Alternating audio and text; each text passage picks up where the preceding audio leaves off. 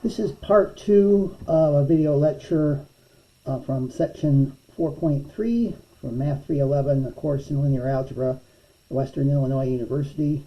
This is part 2 of the talk of eigenvalues and eigenvectors for n by n matrices.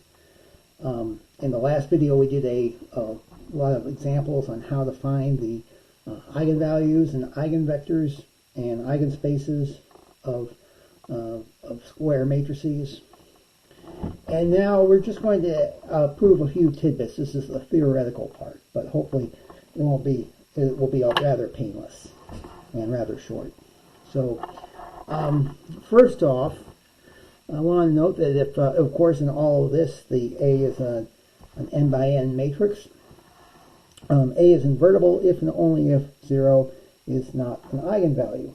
Okay, so why is that? Well, we use remember the fundamental theorem of invertible matrices. What that says, among other things, it says that A is invertible if and only if the null space of A is 0. Okay. And, of course, the null space A is the same thing as A minus 0I.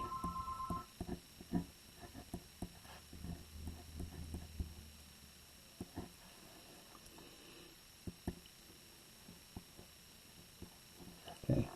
And if,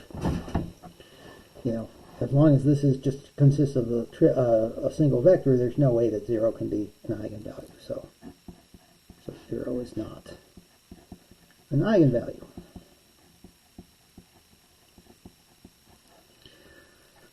Of A.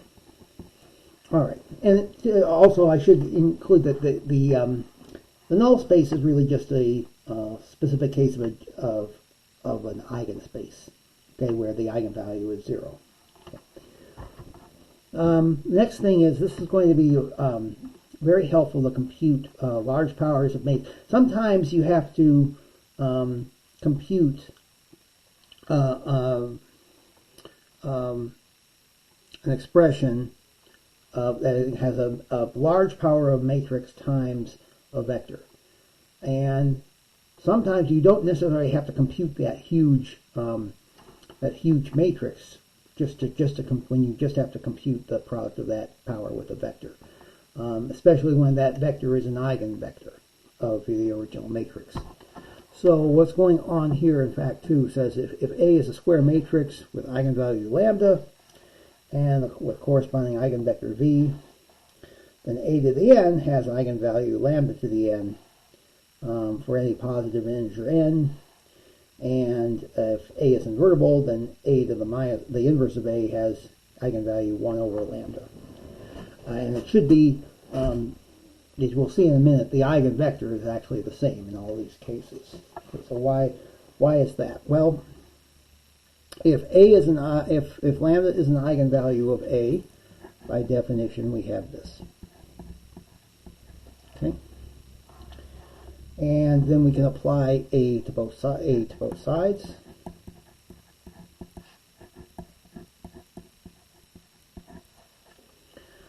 Okay, this will be A squared of V, or A squared times V. Now what is this? We can pull this lambda outside. And why can we do that? Because lambda is a real number. It's a scalar. We can just pull everything. We can always pull scalars out in front. Okay, but then this is just going to be AV. We know that's lambda V, right? Okay, so we get A squared V is equal to lambda squared V. Okay. All right, and then we can just continue in this way. We can take A of both sides again, and we get A cubed V equals lambda cubed V, and then A to the fourth V is equal to lambda to the fourth V, and so on. Okay, so we can just go and so on, if you get the idea. All right. So V, and the eigenvector V is the same.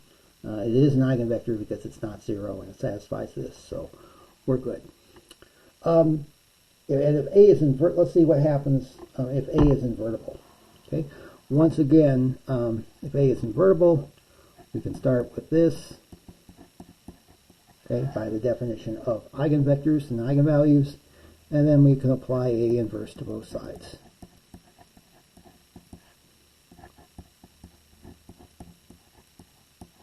Okay, and we can see that the A inverse times A, that's the identity matrix. And once again, because lambda is a scalar, we can pull this lambda outside. Okay, this of course will just be V. Okay, and we can finally we can divide both sides by lambda. Why can we do that? Why do we know lambda is not 0? Because if lambda was 0, then 0 would be an eigenvalue, and A would not be invertible. Okay, so but it is invertible, so we can divide both sides by lambda. And rather than, well, dividing by lambda is the same thing as multiplying by 1 over lambda, right? Okay, and just like that, we can see that 1 over lambda is an eigenvalue of A inverse. And similarly, I didn't include this up here, but we can repeat this and show that 1 over lambda squared, V, is A to the minus 2V, and so on. In this case, we just have to apply A inverse to both. Keep applying A inverse to both sides, and that will do it. Fact 3. Okay, if A has eigenvectors v1 through vk corresponding to eigenvalues lambda 1 through lambda k, and if x is a linear combination of these, then we can find a to the mx by using this. This is the a to the mx is this formula, and you look at it and say, oh, okay, of course it is, right? Because a to the m, why? A to the mx is going to be a to the m c1 v1 plus ck vk, okay, which is a to the m c1 v1 plus a to the m ck vk. And the c's are scalars, so we can pull them out.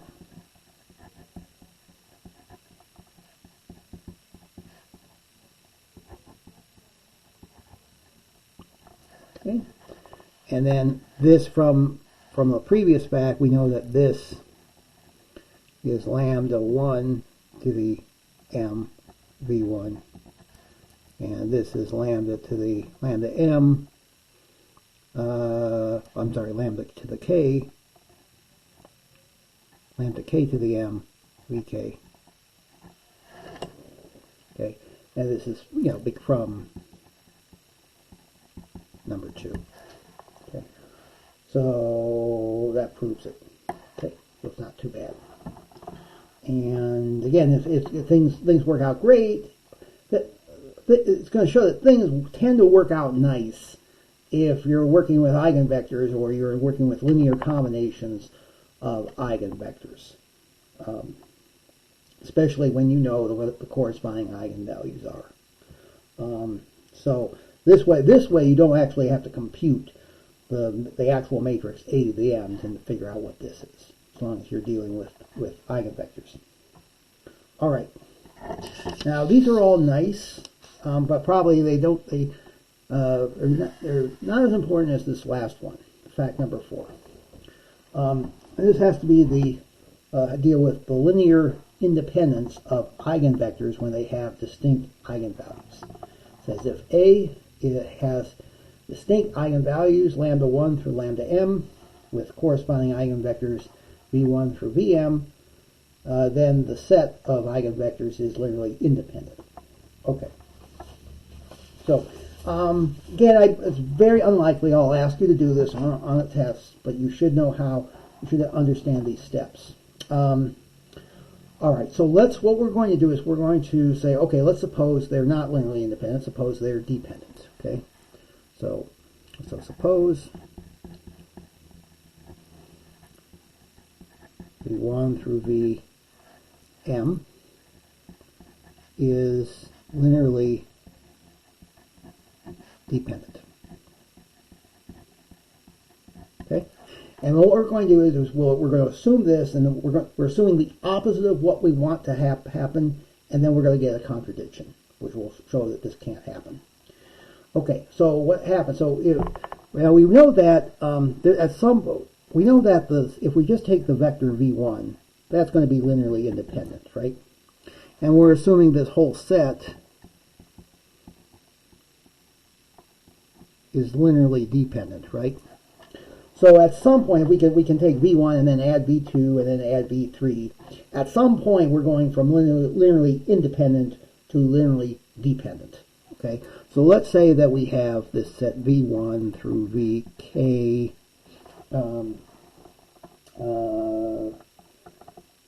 vk minus 1, v1 through vk, and we're going to assume that this is linearly independent and this is linearly dependent. Okay, so we're assuming this is linearly dependent, and because this is in here, there's a vk has to be, well, this is linearly dependent, so that means there's some linear combination of these, some non-trivial linear combination of these has to be equal to 0. And that non-trivial linear combination has to include this vk. Because if it just includes v1 through vk minus 1, well, we can't happen because we're assuming that this is linearly independent, right? So we can see that so that we're going to have something times vk has to be a linear combination of these vectors, and then we can divide by whatever constant times vk is here. We can divide by that non-zero constant, and then we'll still get another linear combination of these. So what we get as a result is that vk has to be some linear combination of these.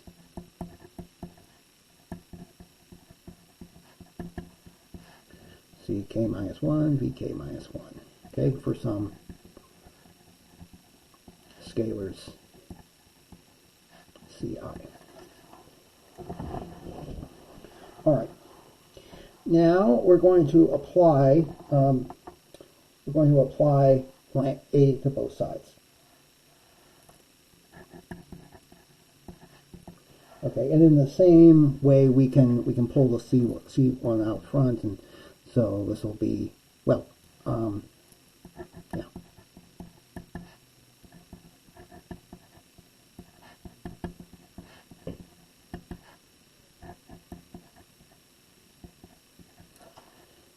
All right, we have, we applied A, but we multiplied all these by A, and then we pulled out the scalars out in front because they're scalars.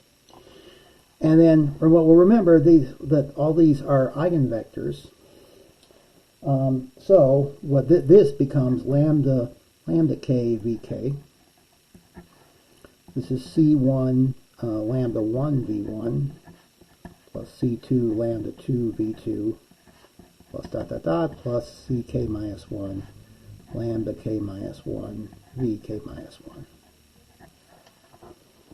Okay. Okay.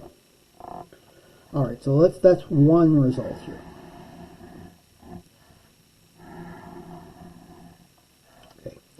Now at the same time, we can take this and just multiply everything by lambda k. So this would be lambda k vk again, but this now would be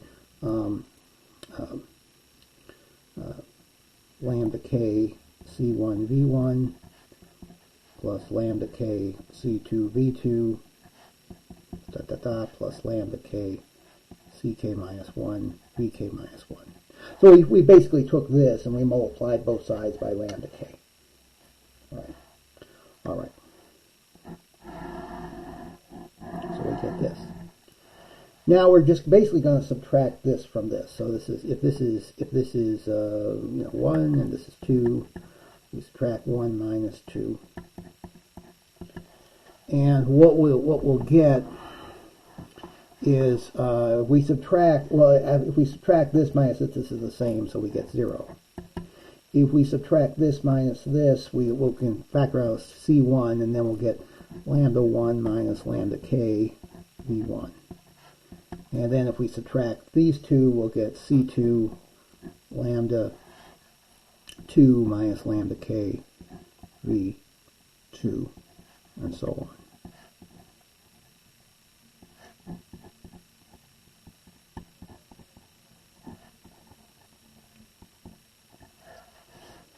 Okay. All right. So now this is where the distinctness of the eigenvalues comes into play, because lambdas are all distinct. This is not 0. This is not 0. And this is not 0. Okay. Well, we also have that v1 through vk minus 1 is linearly independent. So that means all of these coefficients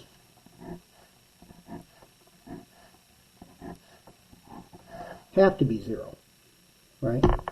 So since v1 through vk minus 1 is linearly independent,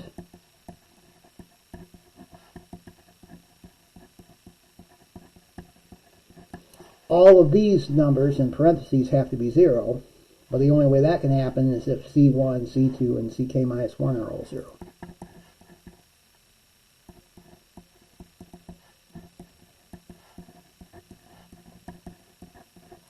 Okay, but if that's the case, you said V sub k is a linear combination, so that means all these terms are 0. So that would mean that Vk has to be 0. And this is a contradiction.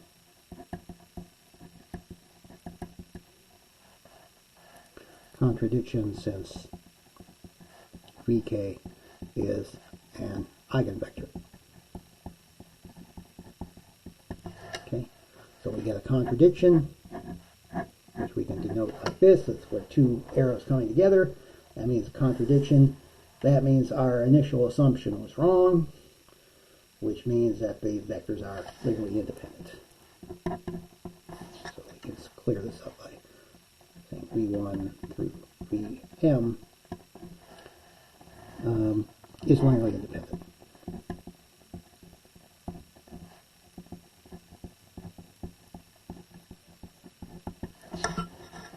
Okay. Okay, and that's going to be a very, very important thing, because if you can get, if you can show that a set of eigenvectors is linearly independent, you're halfway to proving it's a basis.